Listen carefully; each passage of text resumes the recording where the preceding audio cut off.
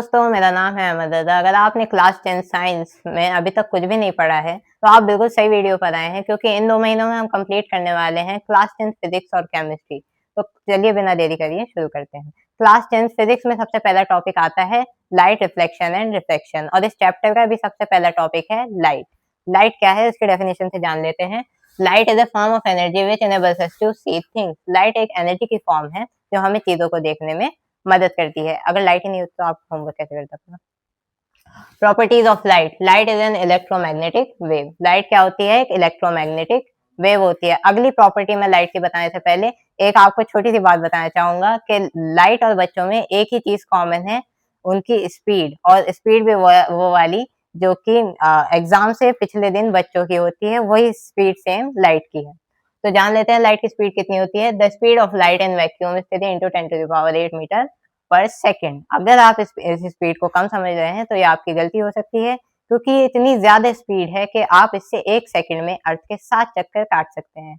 ऐसी आपकी एग्जाम से पिछले वाले दिन हो जाती है।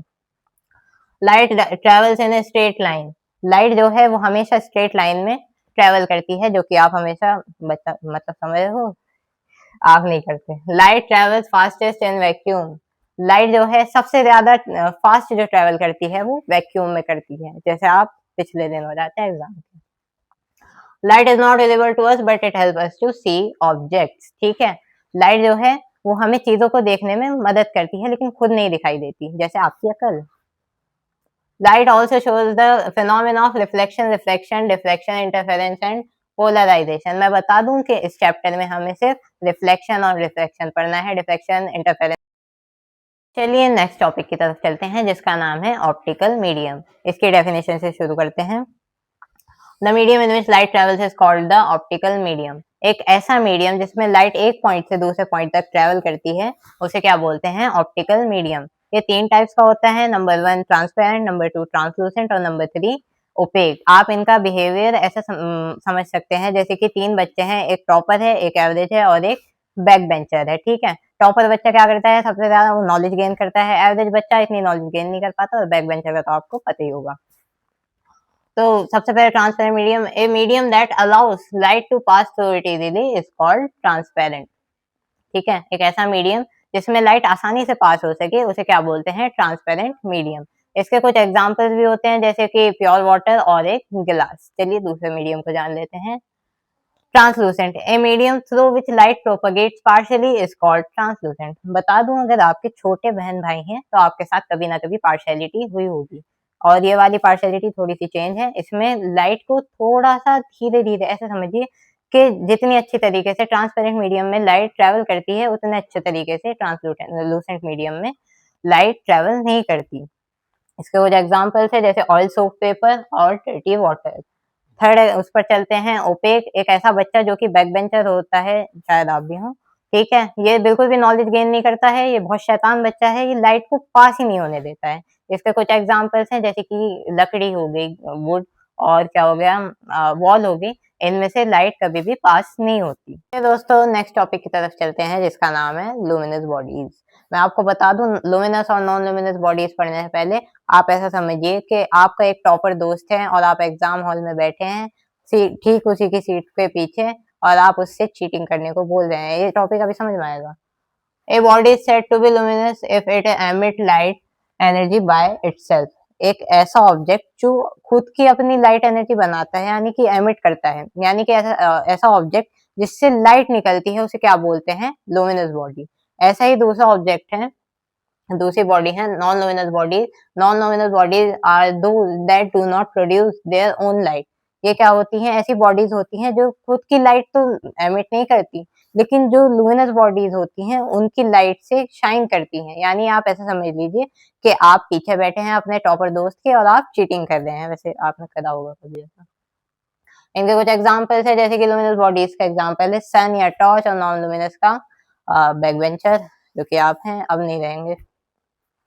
एग्जाम्पल देख लेते हैं इनका, जैसे कि मून हो गया। मून क्या करता है? सन की लाइट को क्या करता है? वो रिफ्लेक्ट करता है और एमिट नहीं करता, क्योंकि मून के पास उसकी खुद की लाइट नहीं होती है। ऐसे ही कोई भी चीज आप देख सकते हैं, जैसे कि टेबल हो गई, ये क्या कर रही है? बल्ब की लाइट को क्या कर रही है? रिफ्लेक्ट कर रही है। इसलिए इसी तरह एक अगला टॉपिक आता है लाइट रे। बहुत मजाक हो गया, इस वाले को थोड़ा सीरियस होकर समझते हैं। A model explaining the movement of light from one point to another.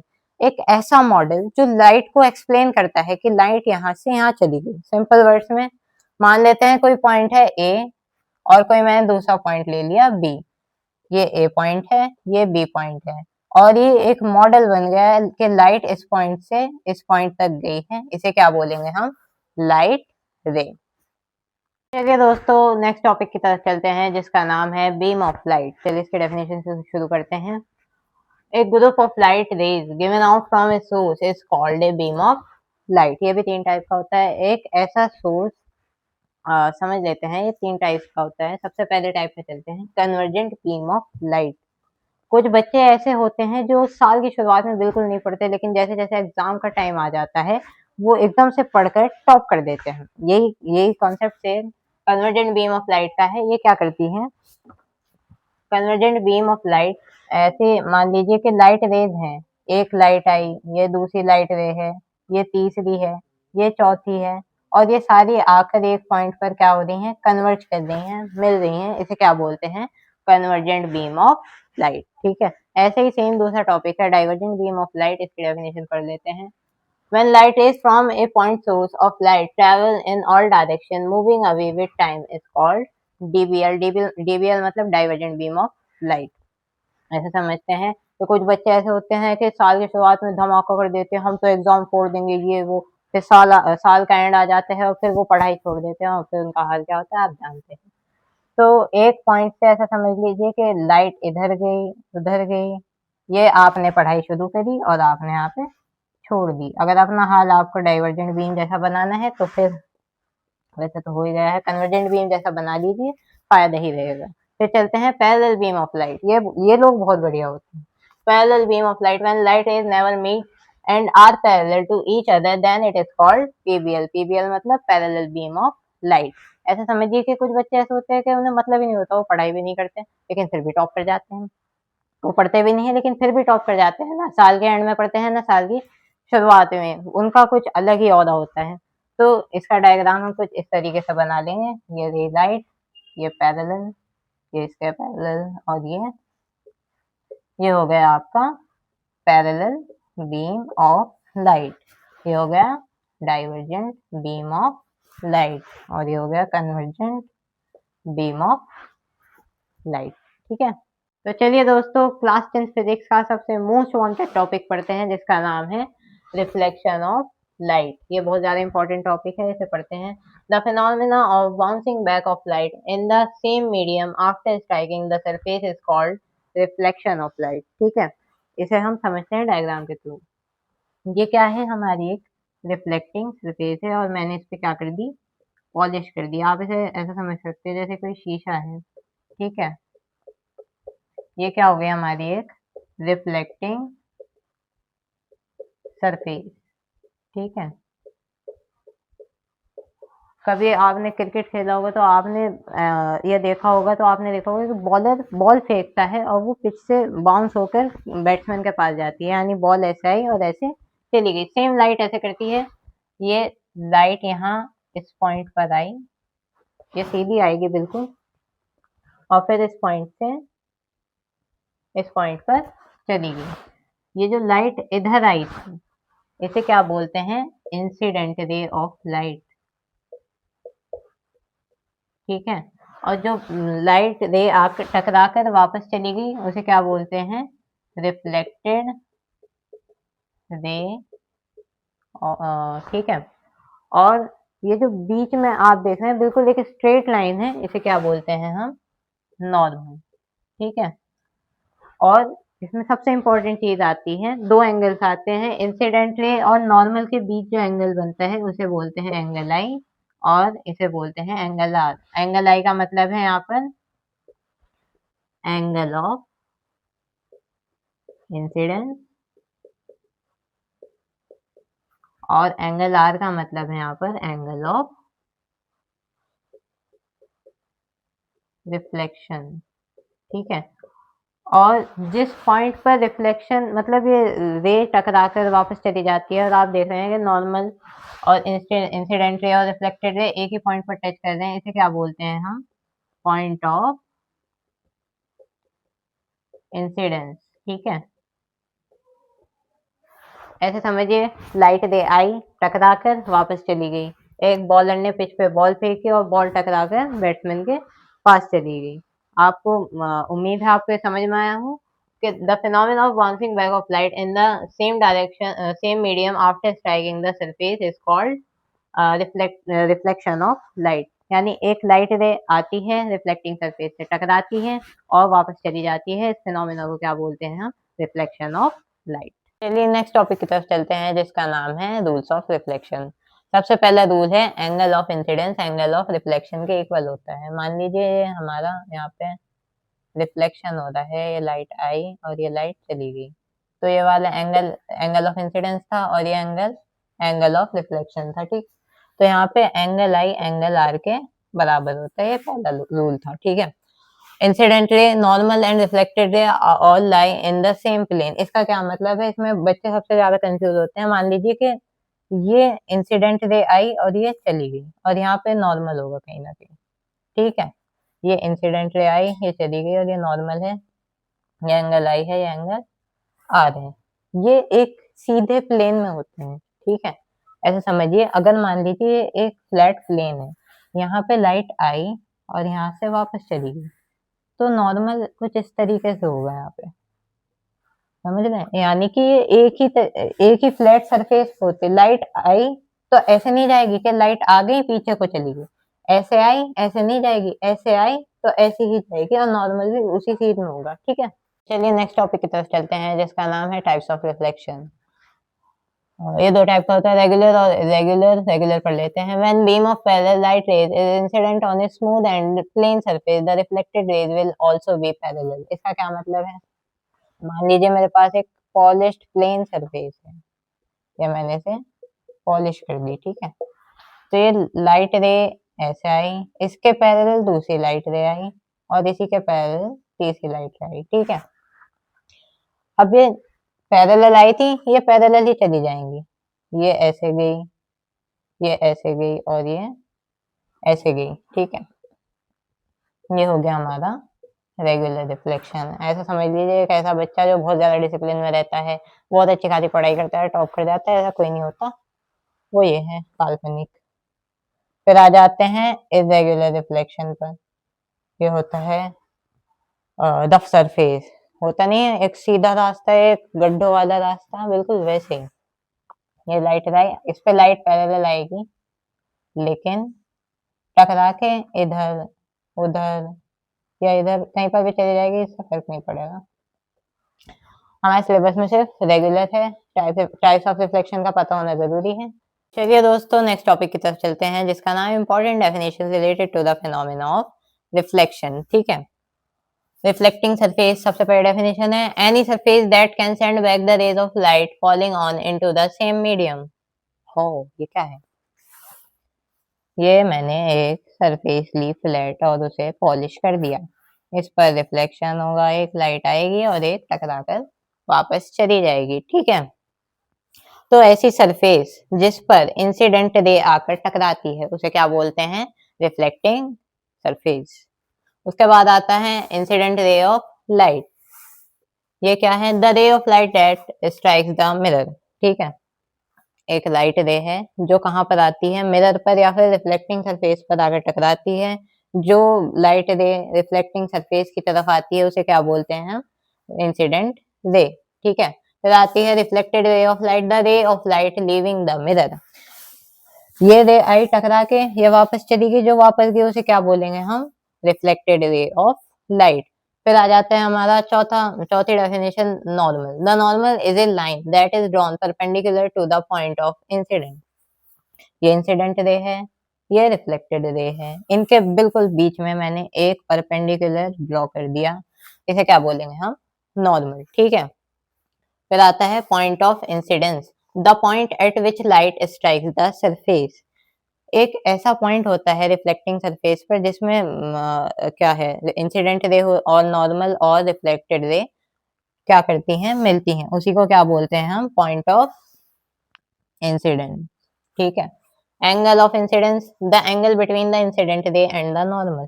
Incident ray और नॉर्मल के बीच वाले एंगल को क्या बोलते हैं हम? Angle of incidence. उसके बाद आ जाते हैं angle of reflection, the angle between reflected ray and the normal.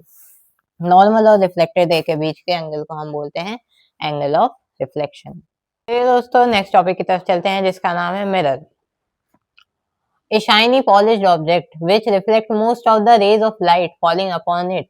एक ऐसी शाइनी पॉलिश सरफेस जो ज्यादातर लाइट को रिफ्लेक्ट कर देती है उसे क्या बोलते हैं हम? मिरर बोलते हैं। ये दो टाइप का होता है, नंबर 1 प्लेन मिरर और नंबर 2 स्फेरिकल मिरर। सबसे पहले प्लेन मिरर से जान लेते हैं।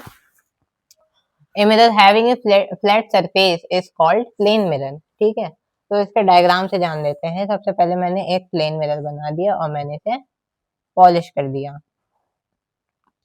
ठीक है, फिर इसके सामने मैंने एक ऑब्जेक्ट रख दिया, मान लेते हैं वो ऑब्जेक्ट ए बी है। ठीक है, तो यहाँ से क्या होगा, एक लाइट दे जाएगी और वो टकरा के वापस आ जाएगी। मैं बता दूं, इमेज हमेशा दो लाइट रेस के मिलने से बनती है। अगर दो लाइट रेस आपस में नहीं मिलती तो हमारी इमेज भी नहीं बनती। पहले एक लाइट दे गई और वो टकरा के वापस आ गई, फिर दूसरी लाइट दे गई और वो भी टकरा के कुछ इस तरीके से आएगी, ये यहाँ पे वापस आ गई। ठीक है, यहाँ पे एंगल आई एंगल आर के बराबर होगा। इस केस में 0 होगा और इस केस में ये वाला एंगल इस वाले एंगल के बराबर होगा। मगर इमेज तो बनी नहीं क्योंकि दो लाइट रेज आपस में नहीं मिली। और जब भी ऐसा होता है तो हम इस लाइट रेज को एक्सटेंड कर देते हैं। यहाँ पे मैंने इस लाइट रे को क्या कर दिया, एक्सटेंड कर दिया, और फिर इस वाली लाइट रे को भी मैंने एक्सटेंड कर दिया। ठीक है, तो यहाँ कहीं इसकी इमेज बनेगी। थोड़ा सही से कर देते हैं, थोड़ा सही से मैं एक्सटेंड कर देता हूँ। ये एक्सटेंड हो गया। ठीक है, बिल्कुल सीधी लाइट जाएगी यहाँ से। ठीक है, तो यहाँ पर जो इमेज बनती है वो लाइट को एक्सटेंड करने से बनती है, अदरवाइज इमेज नहीं बनती। ठीक है, सबसे पहले इसकी प्रॉपर्टी है a plane mirror always form virtual and erect image. इस मिरर से जब भी इमेज बनेगी हमेशा कैसी इमेज बनेगी, वर्चुअल इमेज बनेगी और इरेक्ट इमेज। इरेक्ट मतलब सीधी और वर्चुअल मतलब आभासी यानी कि काल्पनिक। ठीक है, सेकंड प्रॉपर्टी आती है the distance of image and that of object is equal from the mirror. यानी कि अगर मैं इस वाले डिस्टेंस को u मान लेता हूँ और इस वाले डिस्टेंस को v मान लेता हूँ तो u v के इक्वल आएगा। ठीक है, फिर आते हैं third property, the image found is always of same size to that object. यानी कि ए बी काय के बराबर होगा यहाँ पर ए डैश बी डैश के। ये क्या है, साइज ऑफ ऑब्जेक्ट, और ये क्या है, साइज ऑफ इमेज। उसके बाद आते हैं फोर्थ प्रॉपर्टी पर, the image found by a plane mirror is literally inverted. इसका क्या मतलब है, मान लीजिए कि मैंने एक लेटर लिखा ई और इसे मैं मिरर में देखता हूँ तो ये मुझे ऐसा दिखेगा जैसे कि मेरा नाम अहमद है। ठीक है, और इसे अगर मैं मिरर के सामने देखूंगा तो मुझे ये कुछ इस तरीके से दिखेगा। यानी कि उल्टा तो नहीं होगा लेकिन पलटा हुआ होगा। इसे क्या बोलते हैं, लिटरली इन्वर्टेड। दोस्तों नेक्स्ट टॉपिक की तरफ चलते हैं जिसका नाम है स्फेरिकल मिरर।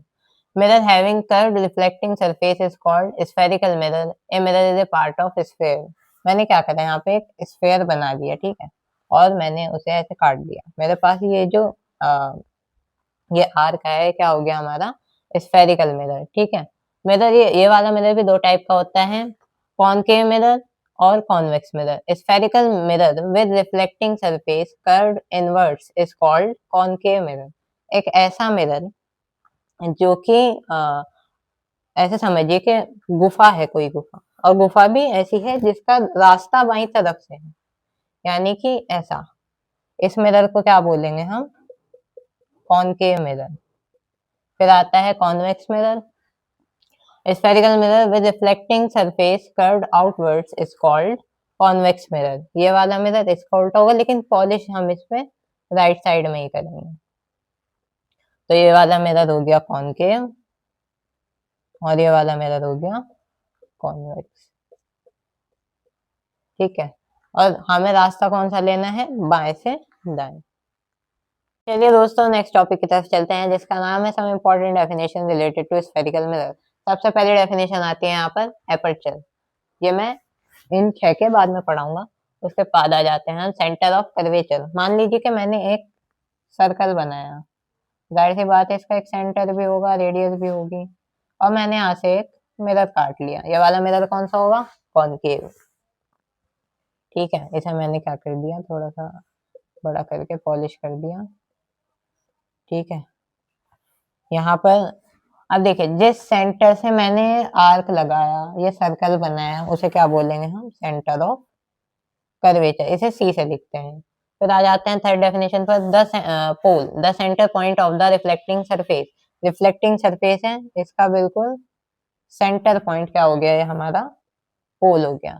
फोर्थ डेफिनेशन पर आ जाते हैं, the line joining principal axis, the line joining pole and centre of curvature. Centre of curvature और पोल को जो लाइन मतलब कट करती है, इसे क्या बोलते हैं हम? Principal axis. ये कौन सी एक्सिस हो गई हमारी? Principal axis. ठीक है, फिर आ जाते हैं रेडियस ऑफ कर्वेचर। ये बहुत इंपॉर्टेंट है। The distance between centre of curvature and pole. Centre of curvature और पोल के बिल्कुल बीच का डिस्टेंस, ये क्या होगा हमारा? Radius of curvature. हाँ भैया, रेडियस ऑफ कर्वेचर होगा, ये रहा रेडियस ऑफ कर्वेचर। फिर आ जाते हैं प्रिंसिपल फोकस। सबसे ज्यादा इंपॉर्टेंट आपके फॉर्मूले में सबसे ज्यादा इंपॉर्टेंट चीज आएगी फोकस। फोकस हम फॉर्मूला भी पढ़ेंगे इसका। The mid point of the radius of curvature is called principal focus. Pole है, सेंटर ऑफ कर्वेचर है, ये क्या है? Radius of curvature. इसके बिल्कुल बीच में, ये देखिए, ये पोल है, ये सेंटर ऑफ कर्वेचर, इसके बिल्कुल बीच में एक पॉइंट है, उसे क्या बोलेंगे हम? Principal focus. यहाँ पर क्या आ गया? ये इसे कैपिटल एफ से लिखते हैं। ठीक है, तो आ जाते हैं focal length, the distance between pole and the principal focus. ठीक है, यानी कि प्रिंसिपल फोकस और पोल के बीच का डिस्टेंस क्या हो गया हमारा? Focal length. तो इसे स्मॉल एफ से लिखते हैं। ठीक है, अब मैं आपको बता देता हूँ रेडियस ऑफ कर्वेचर और फोकल लेंथ में एक छोटा सा रिलेशन होता है। जाहिर सी बात है, यहाँ पर लिखा है मैंने, mid point of radius of curvature is called principal focus. तो फोकल लेंथ देखिए, ये वाला डिस्टेंस है पूरा है, ये वाला आधा है। तो अगर मैं इसमें रिलेशन निकालना चाहूँ तो ये रिलेशन आ जाएगा 2f is equal to are, यानी कि आर जो है वो एफ का डबल है। ठीक है, तो यहाँ से एक एफ का फॉर्मूला आ जाता है आर अपॉन 2। ये हम न्यूमेरिकल में पढ़ेंगे, अभी मैं इसको बताने वाला हूँ। ठीक है, अब ये सारी डेफिनेशन जान लेते हैं कॉन्वेक्स मिरर के लिए। ये मेरा कॉन्वेक्स मिरर है, मैंने बताया था पॉलिश हमेशा राइट साइड में होगी। यहाँ पर इसका सेंटर होगा, यहाँ पर इसका पोल होगा। ये सेंटर हो गया और ये पोल हो गया। तो इन्हें एक लाइन ज्वाइन करके जाएगी, उसे क्या बोलेंगे? Principal axis. ठीक है, सेंटर और पोल के बीच में एक पॉइंट होगा, उसे क्या बोलेंगे हम? फोकस। पोल और सेंटर ऑफ कर्वेचर की दूरी को हम बोलेंगे रेडियस ऑफ कर्वेचर। पोल और फोकस के बीच के डिस्टेंस को हम बोलेंगे फोकल लेंथ। ठीक है, इतना सा फर्क है कि कॉनकेव मिरर में लेफ्ट साइड में होता है फोकस और सेंटर ऑफ कर्वेचर वगैरह, और इसमें राइट साइड में। ठीक है, और एपर्चर, एपर्चर क्या होता है? एपर्चर देखिए, the diameter of spherical mirror is called aperture. अच्छा, डायमीटर, ओ डायमीटर तो याद आ रहा है मुझे। ये मैंने रेडियस है, इसका डबल कर दिया, डायमीटर हो गया, यानी कि डायमीटर हमारा 2r हो गया सर। नहीं, ये नहीं होगा। डायमीटर क्या होगा? मैंने यहाँ से एक आर्क काटा, आर्क, इस आर्क का डायमीटर क्या होगा हमारा? एपर्चर। क्या होगा ये? एपर्चर, यानी कि ये ए बी जो लेंथ है, ये हमारा एपर्चर होगा, ना कि ये वाला डायमीटर। ठीक है, तो चलते हैं नेक्स्ट टॉपिक की तरफ। Relation between R and F, the focal length is half of the radius of curvature. ये मैंने अभी बताया था, मैंने क्या बताया था? Are is equal to 2f होता है भाई। फोकल लेंथ जो होती है हाफ होती है किसकी? रेडियस ऑफ कर्वेचर की। रेडियस ऑफ कर्वेचर डबल होती है फोकल लेंथ की। ठीक है, ये फॉर्मूला होता है। मेरा फॉर्मूला मेरा formula shows the relation between distance of object, distance of image and focal length. अभी मैं आपको बता दूं, फोकल लेंथ हमने पढ़ ली है, डिस्टेंस ऑफ ऑब्जेक्ट और डिस्टेंस ऑफ इमेज क्या होता है ये बताना है। मान लेते हैं हमारे पास एक कॉन्वेक्स मिरर है, ठीक है, यहाँ मैंने पॉलिश कर दी, ये मेरी क्या है, प्रिंसिपल एक्सिस है, यहाँ पर एक सेंटर ऑफ कर्वेचर है, ये पोल है, ये फोकस है, ठीक है। और मैं आपको बता दूं, अभी मैंने रे डायग्राम अभी बनवाया नहीं है, लेकिन अब जब हम इसके आगे पढ़ेंगे तो मैं थोड़ा सा आपको आइडिया देना चाह रहा हूँ कि मान लीजिए कि मैंने यहाँ पर कोई ऑब्जेक्ट रख दिया, ये मेरा ऑब्जेक्ट है ए बी, ठीक है,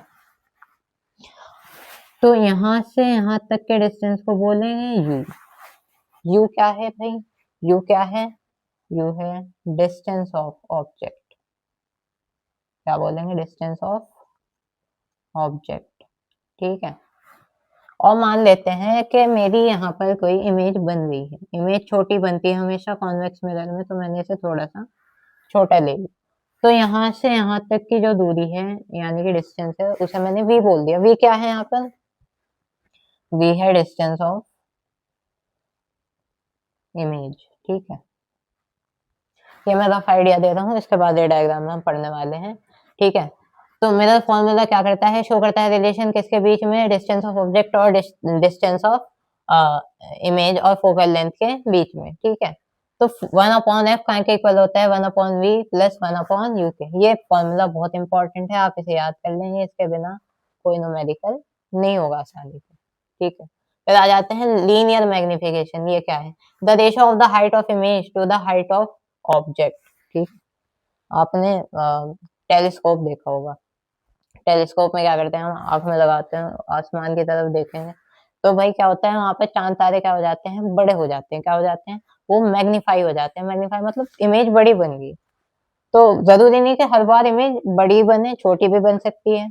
तो हमने एक रेशो बना लिया कि डिस्टेंस ऑफ इमेज यानी कि हाइट ऑफ इमेज, यानी कि हाइट ऑफ इमेज को हम एच आई से लिखते हैं और एच ओ लिखेंगे हाइट ऑफ ऑब्जेक्ट को, यानी कि इमेज की हाइट कितनी बड़ी थी और ऑब्जेक्ट की हाइट कितनी थी। मान लेते हैं इमेज इतनी बड़ी बनी और हाइट ऑफ ऑब्जेक्ट मतलब हमारा ऑब्जेक्ट की हाइट इतनी थी, तो हमें इससे एक आइडिया पता चल जाता है। अगर ये वन से बड़ा हुआ, वन से बड़ा हुआ तो हमें पता चल जाता है कि इमेज बड़ी बनी थी, और अगर वन से छोटा हुआ तो इमेज छोटी बनी थी, और अगर वन के इक्वल बन गया तो क्या हुआ, इमेज क्या थी, डिस्टेंस ऑफ क्या था, हाइट ऑफ ऑब्जेक्ट के इक्वल थी, ठीक है।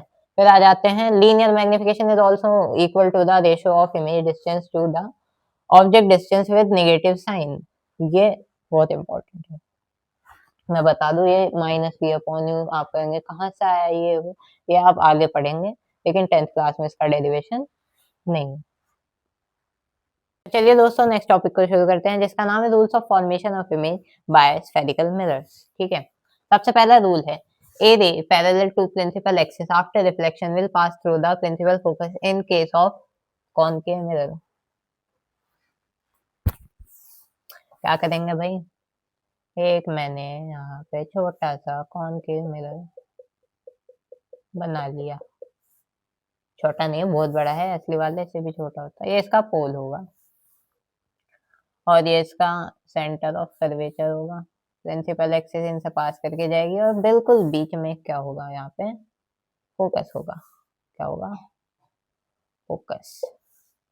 A ray parallel to principal axis after reflection, a ray parallel to principal axis, एक लाइट रे है, वो क्या है, पैरेलल आती है किससे होके, प्रिंसिपल एक्सिस के पैरेलल एक लाइट रे आएगी, after reflection will pass through the principal focus, और कहाँ से होकर चली जाएगी, फोकस से होकर चली जाएगी, यही पहला रूल है। लाइट रे आई, कहाँ से टकराई, रिफ्लेक्शन हुआ और कहाँ से चली गई, फोकस से। ये पहला रूल है किस केस में, जब मिरर हमारा कॉनकेव हो। उसके बाद आ जाते हैं कॉन्वेक्स के केस में, पहले मिरर बना लेते हैं, ये रहा मेरा प्यारा सा कॉन्वेक्स मिरर, ठीक है। मैंने बताया था इसका फोकस राइट साइड में होता है, इसका सेंटर ऑफ कर्वेचर भी राइट में होगा, इसका पोल भी राइट में होगा, ठीक है। जब आप इसे पेपर में बनाएंगे एग्जाम में, अगर हम मान लीजिए आपने फोकल लेंथ से पोल का डिस्टेंस 2 सेंटीमीटर ले लिया, तो पोल से आप सेंटर ऑफ कर्वेचर का डिस्टेंस 4 ले लेंगे, क्योंकि वो मैंने आपको बता दिया था कि होता है, क्योंकि r is equal to 2f होता है, इसलिए। ठीक है, तो रूल पढ़ लेते हैं। A ray parallel to the principal axis after reflection will pass through the principal focus or appears to diverge from the principal focus in case of a convex mirror. Concave में क्या हुआ भैया, light रे आई, parallel आई और कहाँ से होके चली गई, फोकस से। इस केस में भी क्या होगा, लाइट रे आएगी, पैरेलल आएगी, फिर क्या होगा। पहले मैं एक बात बता दूं, हम जब भी ऑब्जेक्ट रखेंगे लेफ्ट साइड में रखेंगे, क्योंकि मैंने रास्ता बताया था आपको, लेफ्ट से राइट में आना है, ठीक है। तो यहाँ से कहाँ चली जाएगी, फोकस पे नहीं, यहाँ से लाइट आएगी और टकरा के वापस चली जाएगी। कहाँ चली जाएगी, वापस। क्यों, क्योंकि ये यहाँ पर क्या करेगी, क्या लिखा है, अपेयर्स टू डाइवर्ज, कहाँ दिखेगी जाती हुई, कहाँ पर दिखेगी भाई, फोकस पर। मैं आपको बता दूं, कॉन्वेक्स मिरर से जब भी इमेज बनेगी हमारी, वर्चुअल इमेज बनेगी, रियल इमेज नहीं बनेगी। वर्चुअल इमेज कौन सी इमेज होती है, जिसमें लाइट रेज आपस में आकर नहीं मिलती। रियल इमेज में आपस में लाइट रेज टकराती हैं, तभी हमारी रियल इमेज बनती है, ठीक है। इसमें कैसी इमेज बनती है, हमेशा वर्चुअल इमेज। तो ये पहला रूल था, कॉन्वेक्स मिरर के केस में लाइट रे पैरेलल आएगी, टकरा के वापस चली जाएगी और क्या करेगी, अपेयर्स टू डाइवर्ज। इसमें इस केस में क्या होगा, लाइट रे आएगी पैरेलल और कहां से होकर चली जाएगी, फोकस से। सेकंड रूल पढ़ लेते हैं। A ray passing through principal focus of a concave mirror और a ray which is directed towards the principal focus of a convex mirror after reflection will parallel to principal axis। तो मैंने क्या करा, फिर से एक कॉनकेव मिरर बना लिया, पॉलिश भी कर दी। यहाँ इसका एक पोल होगा, ये एक फोकस होगा और ये सेंटर ऑफ कर्वेचर होगा। फिर से पढ़ते हैं। A ray passing through principal focus, एक लाइट रे है जो कहाँ से आ रही है, प्रिंसिपल फोकस से आ रही है। मान लेते हैं कि लाइट रे आई यहाँ से, लाइट तो सीधी चलती है ना, ऐसा ही।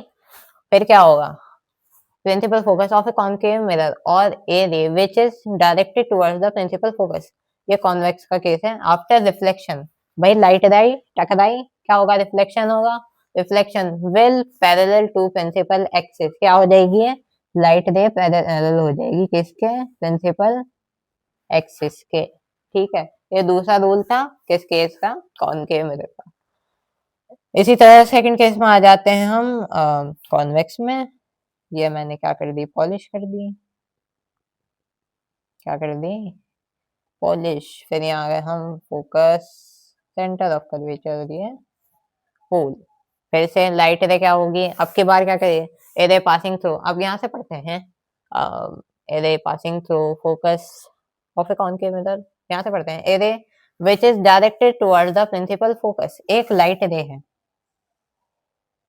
सीधी आएगी, कहाँ जाना चाहती है, फोकस पे। क्या होगा, आफ्टर रिफ्लेक्शन, यहाँ रिफ्लेक्शन होगा, will parallel to principal axis, यहाँ पे भैया रिफ्लेक्शन हो गया, क्या हो गया, ये रिफ्लेक्शन, टकरा के कहाँ चली गई, वापस पैरेलल। इस केस में क्या था, लाइट रे पैरेलल आएगी, फोकस से जाएगी, ठीक है। इस केस में क्या था, फोकस से जाएगी, पैरेलल हो जाएगी, उल्टा होगा।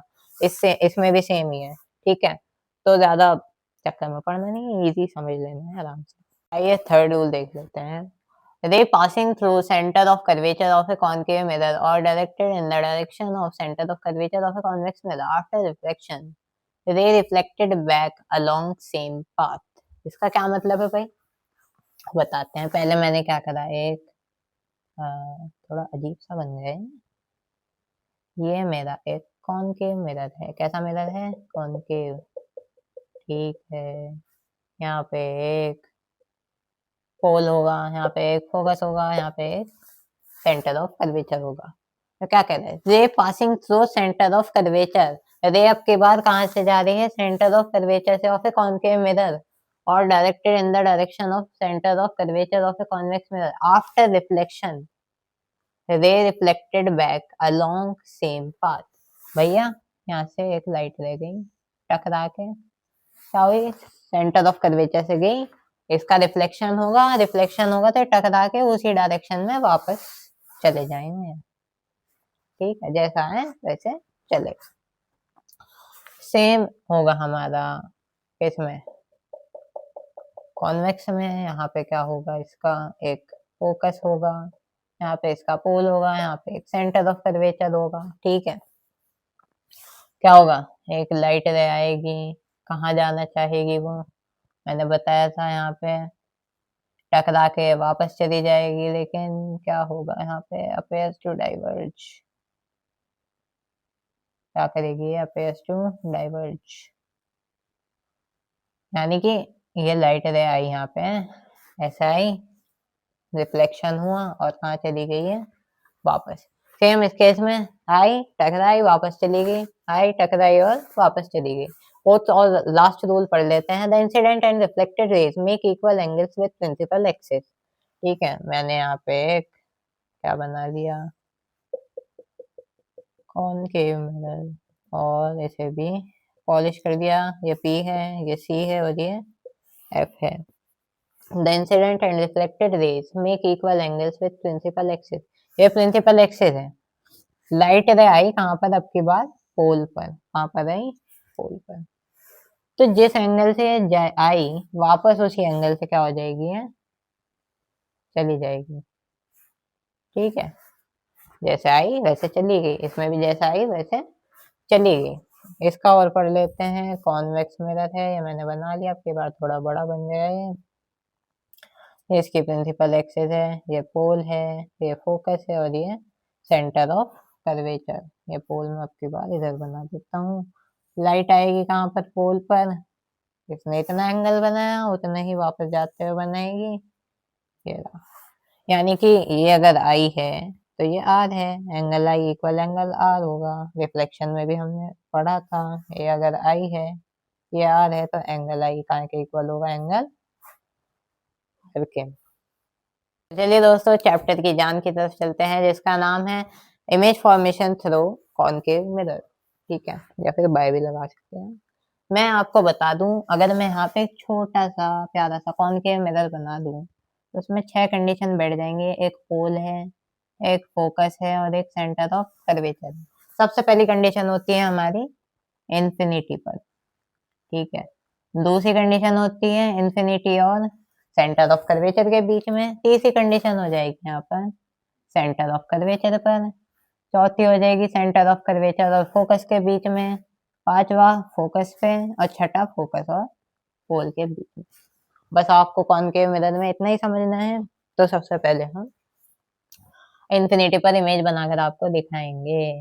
यहाँ पर आप लिख लीजिए ए डालकर एट इंफिनिटी। ठीक है, ये मेरा एक कॉनकेव मिरर है। ठीक है, ये मैंने इसकी प्रिंसिपल एक्सिस बना दी। यहाँ पर एक पोल होगा, यहाँ पर एक फोकस होगा और यहाँ पर एक सेंटर ऑफ कर्वेचर होगा। सबसे पहले हमें ऑब्जेक्ट को कहाँ पर रखना है, इंफिनिटी पर। तो अगर मैं हाँ इंफिनिटी पर एक ऑब्जेक्ट रख दूँ, ये रहा ऑब्जेक्ट, मुझे नहीं पता है यहाँ रखा है, यहाँ रखा है, यहाँ रखा है। ठीक है, तो मान लेते हैं कि लाइट आई यहाँ से, यहाँ से, यहाँ से पैरेलल आएगी। पैरेलल आएगी तो कहाँ जाएगी, फोकस में। ठीक है, कहाँ चली जाएगी, फोकस पर। उसके बाद एक लाइट ने मैं यहाँ से ले लेता हूँ, मुझे पता ही नहीं, जब ऑब्जेक्ट यहाँ रखा है तो यहाँ से आएगी और फिर यहाँ चली जाएगी। अब जब भी दो लाइट रेज आपस में आकर मिलती हैं, उन्हें क्या बोलते हैं, जब मिल जाएंगी तो जाहिर सी बात है इमेज बनेगी। तो इसकी इमेज कहाँ बन जाती है, एफ पर। ठीक है, तो हमने ऑब्जेक्ट को कहाँ रखा है, इंफिनिटी पर, इमेज कहाँ बनी, फोकस पर। ठीक है, तो हम इसका लोकेशन, साइज और नेचर जान लेते हैं। सबसे पहले इसकी लोकेशन जान लेते हैं। लोकेशन क्या है, कहाँ पर इमेज बनती है, लोकेशन, लोकेशन क्या है इसकी, लोकेशन है फोकस। ठीक है, साइज क्या है इसका, भैया बहुत छोटी इमेज है, पॉइंट साइज, पॉइंट साइज। ठीक है, और क्या बनेगी इसका नेचर कैसा होगा, नेचर हो जाएगा इसका रियल। रियल क्यों हुआ, रियल इसलिए हुआ क्योंकि ये आपस में आकर क्या हो गई, मिल गई। असलियत में मिली है, नकलियत में मिलती तो वर्चुअल इमेज बनती है। एक और मैं आपको चीज बता दूं, अगर इमेज ऊपर बनती है तो वर्चुअल बनती है और नीचे बनेगी तो रियल बनेगी। ये लेंस के केस में भी होगा और मिरर के केस में भी। ठीक है, फिर आ जाते हैं हम दूसरे केस पर, उसका नाम है, आपके बार कहाँ रखना है हम ऑब्जेक्ट, इंफिनिटी और सेंटर ऑफ कर्वेचर के बीच में। ये मैंने अजीब सा बना है, थोड़ा सा सही कर लेते हैं। ठीक है, ये मेरा बन गया कौन से मिरर, इसकी पोल और एक्सेस वगैरह बना लेते हैं। ये पोल है, ये फोकस है और ये सेंटर ऑफ कर्वेचर है। अब के बाद मुझे पता है ऑब्जेक्ट कहाँ पर रखा है, यहाँ पर। इसे मैंने क्या मान लिया, ए भी मान लेता हूँ, थोड़ा सा बड़ा कर लेते हैं। ये क्या है मेरा ऑब्जेक्ट, ए बी। ठीक है, अब लाइट जाएगी, लाइट रह गई, सीधी सीधी चली गई, पैरेलल की कहाँ से जाएगी, फोकस से। ठीक है, अब दूसरी लाइट भी पहुंचानी पड़ेगी। तो मैंने दो रूल पढ़ाए थे, जब पैरेलल जाएगी फोकस से जाएगी, अब की बार फोकस से पहुंचा देंगे तो कहाँ जाएगी, पैरेलल हो जाएगी। तो यहाँ से अगर ये लाइट यहाँ पर गई तो ये यहाँ कहीं आकर मिलेगी। ठीक है, यहाँ पर ये लाइट आकर मिल गई। अब देखिए, पहले लाइट आई ए डैश और ये आ गया बी डैश। मैंने बताया था नीचे आएगी, उल्टी इमेज बनती है, उल्टी। जैसे कि अगर मैं सीधा खड़ा हूं तो मैं आपको उल्टा दिखूंगा। तो यहाँ पर इसकी लोकेशन क्या होगी, इमेज कहाँ पर बनी, between between C and F. कहाँ पर बनी है, फोकस और सेंटर ऑफ कर्वेचर के बीच में। साइज क्या हुआ इसका, छोटा हो जाएगा। ठीक है, smaller than object, smaller than object. ठीक है, और क्या हो जाएगा, नेचर कैसा होगा इसका, नेचर अभी बताया था, नीचे इमेज बनेगी रियल, ऊपर बनेगी तो वर्चुअल, या फिर दो लाइटें आपस में आकर कट करे असलियत में तो रियल इमेज बन जाती है। अब आ जाते हैं थर्ड कंडीशन पर, जो कि है सेंटर ऑफ कर्वेचर पर। यहाँ पे मैंने थर्ड कंडीशन लिख ली। सेकंड कंडीशन क्या आती है, बिटवीन इंफिनिटी एंड सी। ठीक है, अब के बाद क्या कर लेते हैं, एट सी। ठीक है, यहाँ मैंने क्या बना लिया, अपना एक कॉनकेव मिरर बना लिया, पॉलिश कर लिए, और इसे मैंने क्या करा, ये पोल है, ये फोकस है और ये सेंटर ऑफ कर्वेचर है। ठीक है, आपके बाद हम क्या करेंगे, यहाँ पे मैंने रख दिया ऑब्जेक्ट, इसका नाम भी ए बी होगा, ए बी डिविलियर्स वाला नहीं। ये लाइट दे गई पैरेलल, कहाँ से आएगी, फोकस से आएगी। ठीक है, आपके बाद लाइट फिर से फोकस से जाएगी, कहाँ से आएगी, इधर से आएगी। अगर मैं सेंटर ऑफ कर्वेचर यहाँ कर दूँ तो इसकी इमेज कहाँ बनेगी, यहाँ पर। ठीक है, ये लाइट आई, कट कर गई। अब आप ध्यान से देखें, यहाँ पर इमेज कहाँ पर बनी, सी पर। यानी कि हमने कहाँ पर रखा था, सी पर रखा था, तो इमेज भी कहाँ पर बन गई इसकी, सी पर बन गई। लोकेशन क्या होगी इसकी, एट सी। साइज क्या हो गया, सेम साइज, ऑब्जेक्ट का भी यही साइज है और इसका भी यही साइज है। नेचर नेचर भैया रियल होगा। ठीक है, फिर आ जाते हैं हम फोर्थ कंडीशन पर। फोर्थ कंडीशन क्या कहती है, between C and F, C and F. आपके बार कहाँ पे रखना है हमें ऑब्जेक्ट, सी और एफ के बीच में। यहाँ पे मैंने अपना एक कॉन्केव मिरर बना लिया, ये मैंने इसे पॉलिश कर दिया। यहाँ से क्या होगा, लाइट रे पास करेगी, यहाँ इसका सॉरी प्रिंसिपल एक्सिस, यहाँ पोल है, ये फोकस है और ये सेंटर ऑफ कर्वेचर। अब के बाद हमने ऑब्जेक्ट रख दिया यहाँ पर। ठीक है, यहाँ मेरा ऑब्जेक्ट है ए बी, यहाँ से लाइट जाएगी पैरेलल, कहाँ से होकर चली जाएगी वो, फोकस से। ठीक है, फिर कहाँ से जाएगी लाइट रे, फोकस से होके जाएगी और कहाँ हो जाएगी, पैरेलल हो जाएगी, यानी कि यहाँ कहीं मिलेगी। अब जब ये मिलेगी तो थोड़ा सही कर लेता हूँ इसे, ये यहाँ कहीं आपको आके, ओ सॉरी सॉरी सॉरी भाई, यहाँ पर ये लाइट रे पैरेलल होके आ गई और यहाँ पे ये आ रही थी। ठीक है, इसे बिल्कुल सीधा बनाना है, तो यहाँ जब भी इमेज बनेगी ये सी से इधर की तरफ बनेगी। इसे मैं नाम दे दूंगा ए डैश बी डैश। ठीक है, इसकी लोकेशन क्या हो जाएगी, लोकेशन इसकी हो जाएगी ठीक है, ये कहाँ हो जाएगी, बिटवीन इंफिनिटी एंड सी, ये इंफिनिटी और सी के बीच में बनेगी। साइज क्या होगा इसका, larger than object, larger than object, ठीक है। उसके बाद नेचर इसका रियल ही होगा। फिर आ जाते हैं हम फिफ्थ कंडीशन पर। फिफ्थ कंडीशन क्या कहती है हमसे, अब की बार इसे आप फोकस पर रख दीजिए और इसमें से सवाल आ जाता है एग्जाम में, ध्यान से पढ़ लीजिए। क्या आ जाएगा यहाँ पर, पॉलिश कर दी मैंने इसे, और ये थोड़ी सी यहाँ पर फोकस, और ये आ गया सेंटर ऑफ कर्वेचर। अब के बाद हमने कहाँ रख दिया ऑब्जेक्ट को, फोकस पर, ठीक है। ये आ गया ए बी, ये गई लाइट, टकरा के किधर आ जाएगी, फोकस से आ जाएगी, ठीक है। ये लाइट से टकरा के फोकस से आ गई।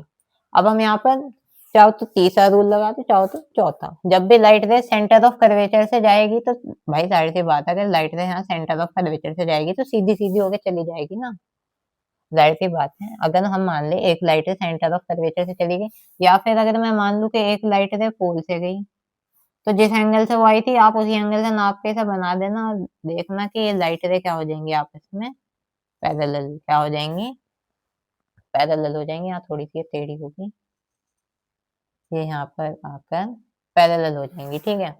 और इसकी इमेज कहाँ पर बनेगी, जाकर कहीं इंफिनिटी पे। तो इसकी लोकेशन क्या हो गई, ये मैं एट एफ लिख देता हूँ। इसकी लोकेशन क्या हो गई आपकी बार, एट इंफिनिटी। साइज क्या होगा इसका, बहुत ज्यादा बड़ा साइज बनेगा भाई, बहुत बड़ा साइज बन जाएगा इसका। इसका साइज क्या हो जाएगा, वेरी लार्जर देन ऑब्जेक्ट, ठीक है। उसके बाद आ जाते हैं नेचर पर। नेचर इसका भी क्या होगा, रियल हो जाएगा, ठीक है। फिर आ जाते हैं सिक्स कंडीशन पर, जिसका नाम है बिटवीन फोकस एंड पोल, ठीक है। तो मैंने यहाँ पे अपना एक क्या बना लिया, इसके लिए थोड़ा सा आगे बनाता हूँ, पता चलेगा क्यों बना।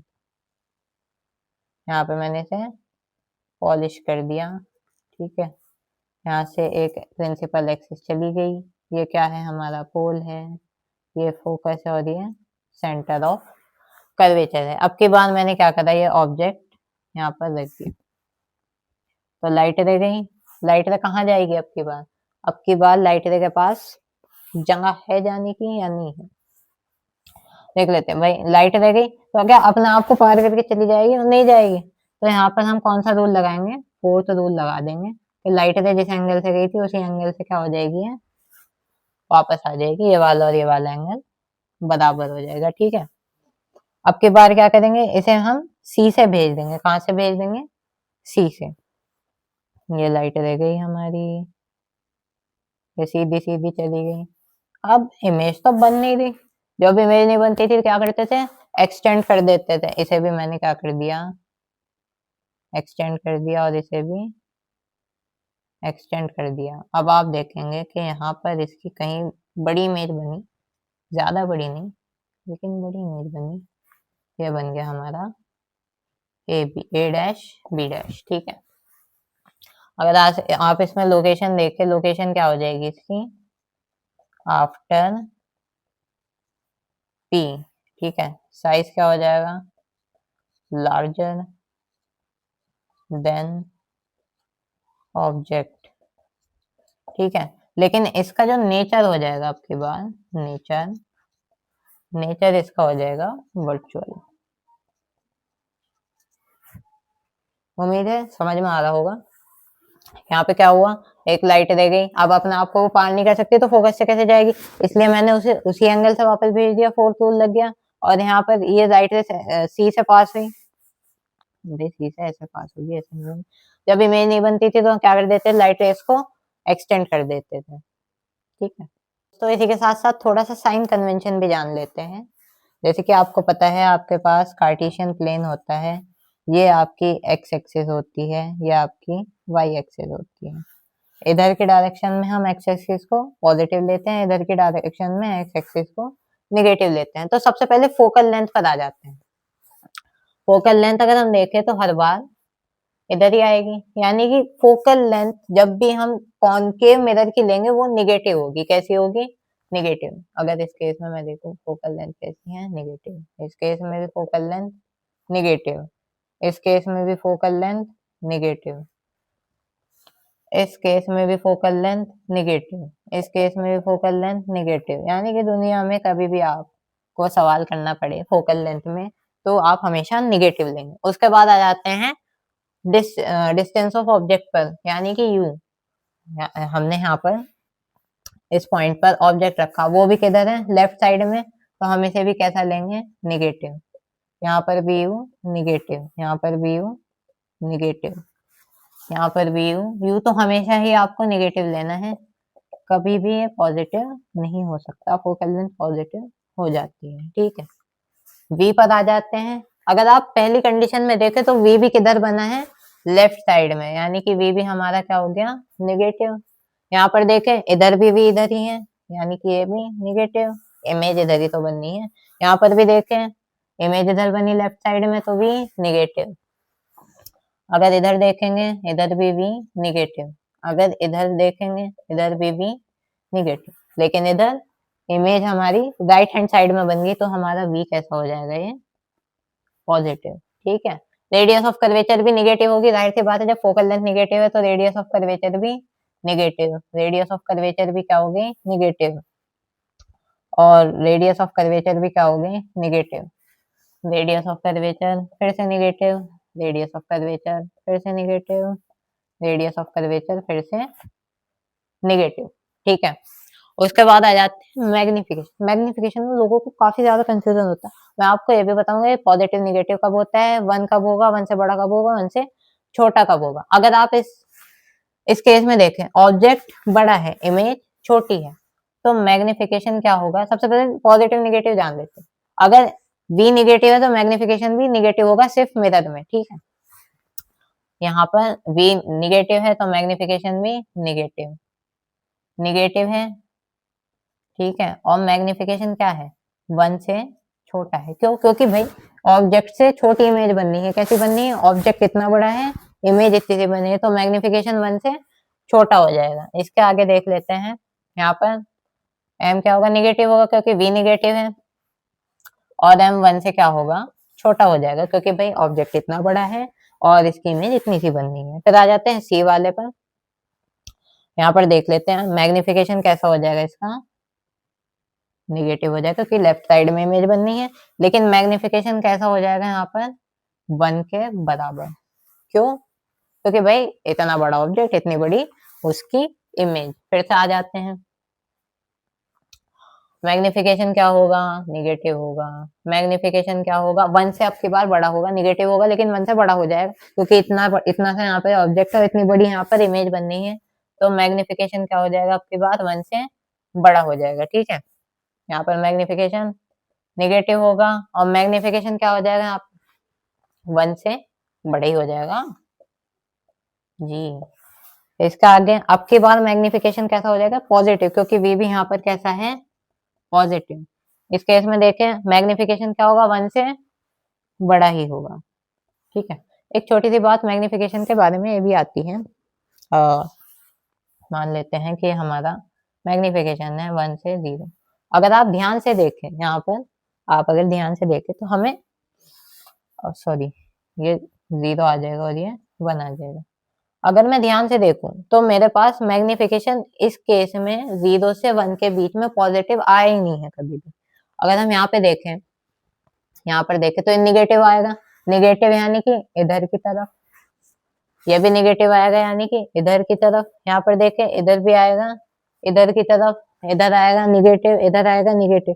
लेकिन अगर इस केस में मैं बात करूँ तो हमेशा इमेज यहाँ पर बड़ी बनेगी। कैसी बनेगी? बड़ी। इक्वल तो बनने चाहिए, क्योंकि भाई बड़ी बननी है, तो इस केस में मैग्निफिकेशन वन से बड़ा होगा, यानी कि कॉनकेव मिरर के केस में मैग्निफिकेशन हमारा जीरो से वन के बीच में नहीं आ सकता, यानी कि जीरो से वन के बीच में पॉजिटिव मैग्निफिकेशन हमारा नहीं आ सकता कॉनकेव मिरर में, ठीक है। इतनी सी बात आपको बतानी थी।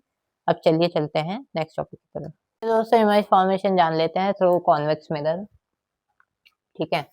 तो इसमें सिर्फ दो ही कंडीशन होती हैं अगर हम कॉन्वेक्स मिरर बनाए यहाँ पर। तो ये आ जाएगा, एक तो हो जाएगा यहाँ पर, ये इसका पोल है, ये फोकस है, और ये सेंटर ऑफ कर्वेचर हो गया। एक कंडीशन बनती है इन्फिनिटी पर और दूसरी बनती है इन्फिनिटी और पोल के बीच में। दोनों हम जान लेते हैं। सबसे पहले मैं यहाँ पर एक कॉन्वेक्स मिरर बना लेता हूँ। ठीक है, ये लाइट गई, सॉरी लाइट कहाँ गई? ये पोल है, ये फोकस है, और ये सेंटर ऑफ कर्वेचर। मैंने क्या करा, आपके बाद इन्फिनिटी पर ऑब्जेक्ट रखा, लाइट आएगी, पैरेलल आई, क्या पढ़ाया था रूल में, टकरा के वापस चली जाएगी, लेकिन क्या होगी, अपेयर्स टू डाइवर्ज। कहाँ पर जाएगी? फोकस पे जाती हुई दिखेगी और टकरा के वापस चली गई।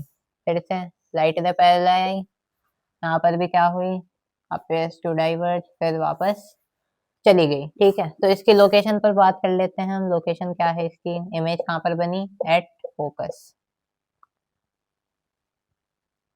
At focus.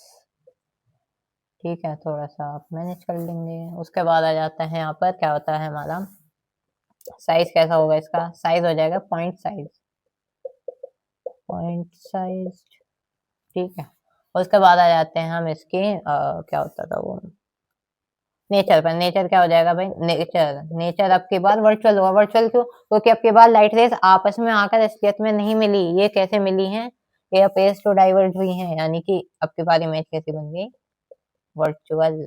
ठीक है, सेकंड केस पर आ जाते हैं। अब की बार हमने क्या रख दिया, ऑब्जेक्ट रख दिया फोकस और सॉरी इन्फिनिटी और पोल के बीच में। ये मैं थोड़ा बड़ा सा कर देता हूँ। ये मेरा ऑब्जेक्ट है ए बी, यहाँ पर इसका फोकस है और यहाँ पर इसका सेंटर ऑफ कर्वेचर है। क्या होगा, लाइट रह गई, पैरेलल गई, क्या होगा, अपेयर्स टू डाइवर्ज होगी कहाँ पर, फोकस पर, और टकरा के कहाँ चली गई वो, वापस। जब आप इसे बनाए तो स्केल यहाँ रखना, पहले डॉट डॉट करना, उसके बाद फिर पीछे कर देना। ठीक है, अब दूसरी लाइट कहाँ से पहुंचे, दूसरा रूल लगा देते हैं। यहाँ पर हमारा तीसरा रूल था इसमें कि लाइट रह जाएगी, कहाँ से जाएगी, सीधी सीधी चलेगी और कहाँ पर जाएगी, अपेयर्स टू डाइवर्जेंट सी, कहाँ जाएगी, सी पर, यानी कि टकराएगी और वापस आ जाएगी। तो आप देखेंगे वर्चुअली यहाँ पर एक इमेज बन गई छोटी सी, ए डैश बी डैश। ठीक है, ये इसका लोकेशन क्या हो जाएगी हमारी, लोकेशन हमारी हमेशा इसकी हो जाएगी between pole and C, centre of sorry focus, focus और पोल के बीच में हमारी हमेशा इमेज बनेगी। ठीक है, इसका साइज क्या होगा, साइज छोटा होगा, स्मॉलर देन ऑब्जेक्ट। ठीक है, उसके बाद आ जाएंगे हम नेचर पर। नेचर इसका कैसा होगा, इसका भी नेचर हमेशा वर्चुअल ही होगा। ठीक है, कॉनकेव मिरर में वर्चुअल इमेज भी बन सकती है, रियल इमेज भी बन सकती है। कॉन्वेक्स में हमेशा वर्चुअली बनेगी। अगर मैं आपको बात बताऊं इसकी मिरर की, तो मैंने कॉनकेव में बताया था कि हमें जब मैग्निफिकेशन मिलता है वो यहाँ पर और यहाँ पर मिलता है, यानी कि निगेटिव मिलता है या फिर 1 से बड़ा मिलता है। लेकिन अगर हम इसमें ध्यान से देखें तो यहाँ पर भाई, इसमें अगर मैं ऑब्जर्व करूँ तो फोकल लेंथ इसकी पॉजिटिव होगी क्योंकि राइट हैंड साइड में है। इसमें यू हमेशा नेगेटिव होगा क्योंकि भाई लेफ्ट हैंड साइड में हमने ऑब्जेक्ट रखा। बीच में हमेशा पॉजिटिव होगा क्योंकि राइट हैंड साइड में ही हमेशा इमेज बननी है। ठीक है, रेडियस ऑफ कर्वेचर भी इसकी कैसी हो जाएगी, पॉजिटिव हो जाएगी। अगर मैं इसके मैग्निफिकेशन की बात करूं तो वी पॉजिटिव है, सिर्फ मिरर के केस में होगा। अगर अगर वी पॉजिटिव है तो एम भी पॉजिटिव होगा। ठीक है, यानी कि हमारा क्या हो गया, मैग्निफिकेशन भी पॉजिटिव। और मैग्निफिकेशन क्या होगा यहाँ पे, 1 से हमेशा छोटा होगा लेकिन पॉजिटिव होगा। वहां पे क्या था, 1 से छोटा था लेकिन निगेटिव था। अगर मैं इसकी बात करूं तो फोकल लेंथ इसकी भी पॉजिटिव, यू इसमें भी निगेटिव, वी इसमें पॉजिटिव। ठीक है, मैग्निफिकेशन भी इसका पॉजिटिव क्योंकि भाई फोकल लेंथ इधर है, यू इधर है, इमेज हमेशा इधर बननी है। मैग्निफिकेशन भी पॉजिटिव होगा अगर वी भी पॉजिटिव है, और एम इसमें 1 से छोटा होगा लेकिन पॉजिटिव। इससे हमें क्या समझ में आया, यहाँ पर जो अगर हमें मान लेते हैं क्वेश्चन आ गया मैग्निफिकेशन क्या है हमारा, निगेटिव है और निगेटिव 0 से छोटा होगा, तो कौन सा मेथड आ जाएगा हमारा, कॉनकेव। ठीक है, अगर मैग्निफिकेशन हमारा 0 से छोटा है तो कौन सा मिरर आ गया, कॉनकेव। अगर मैग्निफिकेशन हमारा बिटवीन कहाँ पर है, 0 और 1 के बीच में है, तो ये कौन सा मिरर आ जाएगा, कॉन्वेक्स। क्यों, क्योंकि यहाँ पे भी छोटी इमेज बनी, यहाँ पे इक्वल नहीं बनेगी, इसमें इक्वल नहीं बन सकती। और अगर मैग्निफिकेशन आ गया हमारा 1 से बड़ा, तो कौन सा मिरर हो जाएगा ये? तब भी कॉनकेव मिरर ही हो जाएगा। ठीक है, चलिए दोस्तों मिरर के कुछ यूजेस जान लेते हैं। सबसे पहले यूजेस ऑफ कॉनकेव मिरर। सबसे पहले आ जाते हैं use in torches and headlight vehicles. ठीक है, आप कहीं टॉर्च लेकर चले गए, आपको रोशनी की जरूरत पड़ेगी, रोशनी को फैलाने का काम क्या करता है? कॉनकेव मिरर करता है, इसलिए टॉर्च और हेडलाइट्स में यूज होते हैं। सेकंड आ जाता है use to see the large image of face as shaving mirror. अब किसी आदमी को शेविंग करनी है, ये शेविंग कर रहा है वो, ठीक है, अब उसका कहीं कट वट ना लग जाए तो उसे अपना चेहरा जूम करके देखना पड़ेगा, तो इसके लिए कौन क्या यूज होता है? कॉनकेव मिरर यूज होता है। थर्ड आ जाते हैं use by dentist to see large image of teeth. कोई आदमी डेंटिस्ट के पास गया, उसके दांत में कोई प्रॉब्लम होगी तो डेंटिस्ट क्या करेगा? उसके मुंह में शीशा डालेगा और जूम करके देखेगा, कि जूम नहीं मतलब जूम इमेज हो जाएगी कि उसे क्या प्रॉब्लम है। फोर्थ आ जाते हैं large concave mirror used for sunlight heat in solar furnaces. Solar furnaces क्या होते हैं भाई? सोलर बत्ती होती हैं, वो कहाँ से चलती हैं? सनलाइट से चलती हैं, तो कॉनकेव मिरर लगा देते हैं ताकि सोलर पैनल को ज्यादा से ज्यादा सनलाइट मिल सके। फिर आ जाते हैं uses of convex mirror. Convex mirror is used as reflector in street lights. ठीक है, कॉन्वेक्स मिरर जो होते हैं हमारे कायम यूज होते हैं, स्ट्रीट लाइट्स में यूज होते हैं। सेकंड आ जाते हैं convex mirror is used as rear. Rear मतलब पीछे का, यानी कि अगर मैं कोई ये कोई ड्राइवर है भाई साहब, इनकी आंखें, यहाँ एक शीशा लगा होता है, आप यहाँ पीछे बैठे हैं, यहाँ कहीं आप बैठे होंगे मान लेते हैं, ठीक है, तो ये क्या करेंगे? यहाँ पर लाइट आएगी, वो कहाँ जाएगी? इनकी आंखों में। तो इन्होंने क्या देख लिया? पीछे का देख लिया, किससे? कौन से मिरर से? कॉन्वेक्स मिरर से। ठीक है, उसके बाद आ जाते हैं use as vehicle side mirror. बहुत बच्चे कंफ्यूज होते हैं, एक तो साइड मिरर और एक हेडलाइट, दोनों में कार या फिर बाइक आ जाती है। ठीक है, तो साइड व्यू के लिए क्या कौन सा मिरर यूज होगा? कॉन्वेक्स यूज होगा। और हेडलाइट्स वगैरह के लिए कॉनकेव मिरर यूज होगा। लास्ट आ जाते हैं यूज एज सिक्योरिटी मिरर। इसका क्या मतलब है? मान लीजिए यहाँ पर मेरी कोई दुकान है, ठीक है, और मैंने यहाँ पे छोटा सा एक शीशा लगा दिया, अब छोटा ही सा है, बहुत बड़ा नहीं, और मैं यहाँ चला गया। रोज मेरी दुकान पे से एक बिस्कुट का पैकेट गायब हो रहा था, 50 रुपए का बिस्कुट था, ठीक है, और मैं यहाँ पे जाके चला गया। यहाँ मैंने देखा चोर आया, चोर ने पहन रखी थी लाल शर्ट, लिखा था उस पे क्वेश्चन, क्वेश्चन बैंक। यही तो है, ये आपका क्वेश्चन चोरी कर लेता है। मैंने इसे पकड़ लिया ताकि मुझे क्वेश्चन मिल जाए, वो मेरा एग्जाम में आ गया और मैं पास हो गया। तो आपका आधा चैप्टर कंप्लीट हुआ। नेक्स्ट पार्ट में हम आधा चैप्टर और कवर करने वाले हैं। अगर आपको वीडियो पसंद आई हो तो वीडियो को लाइक कीजिएगा, चैनल को सब्सक्राइब कीजिएगा और अपने बदमाश दोस्तों के साथ शेयर भी कीजिएगा। तब तक के लिए गुड बाय।